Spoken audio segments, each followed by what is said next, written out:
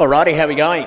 So I thought I'd do another update on what's happening with the E28. There's a number of things that have happened over the course of the last couple of days. Unfortunately, we've had some pretty torrential rain in Melbourne, so I haven't really had the chance to do much recording. It was so loud in here, if you wanted to talk to the person next to you, you'd have to scream. It was really, really crazy.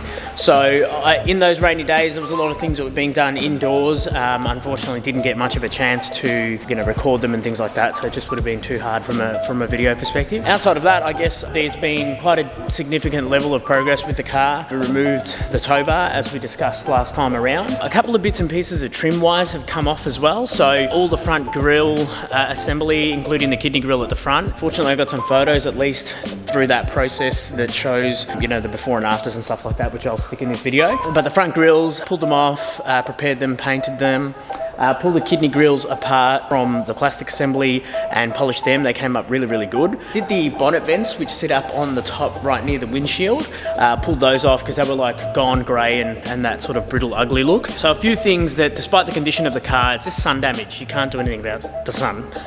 So there's a few trim pieces that essentially we wanted to refinish in order to make sure that the car looks, the paint and the trims are relative. There was some other small bits and pieces like the shifter assembly, the feel, the tactile feel from the button itself that you pull the lever on to pull in and out of gear was no bueno. So we kind of pulled it apart and investigated what was happening with it, and we kind of figured that essentially it was just wear and tear on the plastic little thing that goes up and down inside that shifter assembly. So I just kind of took the slop out of that movement by putting a very small spring with a very minor amount of resistance, and I put that inside the shifter, so now the button actually has return feedback, so it feels just a lot nicer. But anyway, I guess the point of the video today is going to refinish the wheels. So I've pulled the wheels off. My intention is to kind of just get the old paint off, try and clean up the wheel as best as possible. Any oxidization or pitting to the original surface will clean all of that up and get them repainted. There is, I guess, some conversations with us at the moment as to whether or not we're going to change those wheels, which we're kind of leaning in that direction anyway. So we will be kind of going, in that BBS RS style, mesh style wheel, maybe a style 5, which was, I think, E34 style wheel. So they share the same hub diameter and stud pattern, so we'll be able to bolt those straight on. And it'll make for a significant upgrade in tyre width as well, because the tyre section on the factory bottle caps that we've got at the moment, they're 185/70 14s. So the sidewall of the tyre is massive and it's really, really comfortable, but it's just not quite the size that we'd like, and even clearance wise between the suspension arms, the brakes and all that sort of stuff, it's super, super tight. So it's probably ideal to go a bigger brake assembly. I may have mentioned in the last video, obviously the brakes had been serviced while the car was having the headwork done. So we didn't do, but Berwick Motorworks, who looked after the car in that time, they did a brake bleed. They went through 3 steps of trying to get this brakes bled the way they should have been. Took them a couple of attempts. Unfortunately, they were eventually able to get pedal feel. When they got the pedal feel, then obviously we got the braking strength back. So the brakes are really nice, so we don't need to upgrade them per se. At some stage we might look at just changing the rotors and the pads out, not because of wear, they're all within spec, but just because of the age of them. It's probably better just to change them up. Small maintenance things as well were done in the interim. So I did a fuel filter. The car is it's kind of doing a bit of a long crank, so it takes a little bit longer than I would like the car for it to start. This might be tyre tolerances and weather conditions and things like that are playing into it, considering the whole valve train is new and whatnot. Sometimes over the course of time, cars that are serviced, will have the right amount of carbon build up, they've got the right amount of wear and blah, blah, blah. And so then eventually they kind of run in their own way. And so they run really well, but they mightn't be within spec. They're just kind of serviced or adjusted to be that way. So there was a couple of adjustments that I also had to make to give it a better feel. So the handbrake was way out. Pretty simple thing to do. Obviously just the trim piece comes off 2 10mm bolts.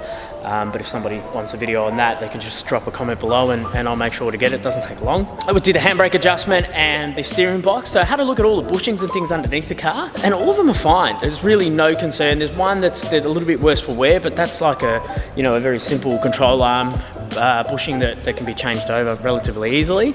I say that, but it's probably a press in and it's going to be a nightmare. But regardless, you know, it's not a over-the-top problem like a subframe or whatever. So all of the bushings look really good. So I thought, well, there's still a bit of slop in the steering and I'd like to kind of get it feeling a bit nicer than that. So I adjusted the nut that's at the base of this, or on the steering column on the way out into the engine bay. I adjusted that and that gave it a little bit better of a feel, but it wasn't quite what I was looking for. So on these older cars or these style steering boxes, you'll find that they have a adjustment where you can tighten. I think what it does is like preload the worm drive inside the steering box. So I cracked that 7.2mm nut and a flathead screw, and you know, tightened it up a little bit, not too much where the steering was impossible to move, but wow, let me tell you, the difference that made in the way of like the steering response and that dead zone, it's all within BMW spec as to how much play you have from the center of the wheel. Along with the fuel filter and you know, the whole, I guess, the new head, new cam and all that sort of stuff, you know, the car is kind of running super tight and it's running really well. So with the steering adjustment, the handbrake adjustment, it all kind of is beginning to really feel, you know, the way that BMW intended it to be. So I'm super keen on doing small bits and pieces as we go on. I'd like to get the antenna fixed if we can find a replacement, which might be harder than you might think. It's a bit dorky, but we like the idea of that little antenna coming out when you turn the key on. That'd be cool. We've got to do the badges, so the badges need to be replaced and they're a little bit worse for wear. And of course we weren't able to get the footage, but we did do a full, you know, I guess a very, well, it didn't need a great deal, to be fair. We did a full detail on the car as well, so a full compound and polish. Chrome bits were touched up and you know, we tried to get into the nooks and crannies, all the door jams. So we did all the door jams are cut and polished as well. And so yeah, everything's running really, really nice, you know. It's those small little details that you do here and there that make up the bigger picture for a really tidy car. So, you know, even like the new wiper arms, so we replaced the wiper arm assembly because they were kind of going back and forth.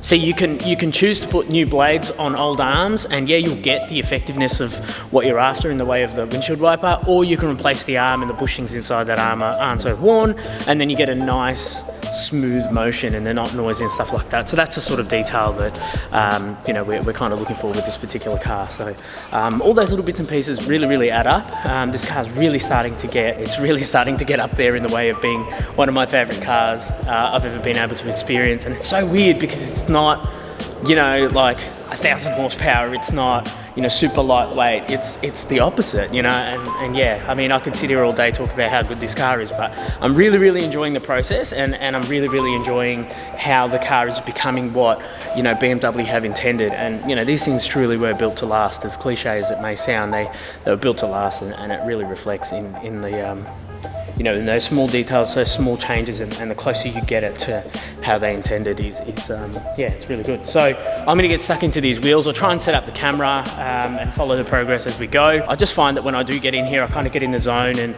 I don't really think about recording it or anything. Sometimes I think while I'm doing it, hey, this would be really good to record, but I'm just really in the zone and I want to try and get things done as best as I can. So I'll set up the camera and I'll see if I can get, you know, some footage of me working away. If I don't, forgive me, because it just means that it's not that I've forgotten, but I've got my mind set on other things. So I will try and get some shots of me working away. Maybe I'll speed them up like a time lapse or something, and you guys can follow along the journey. But as for now, I'm going to get stuck in and we're going to see how we go with this.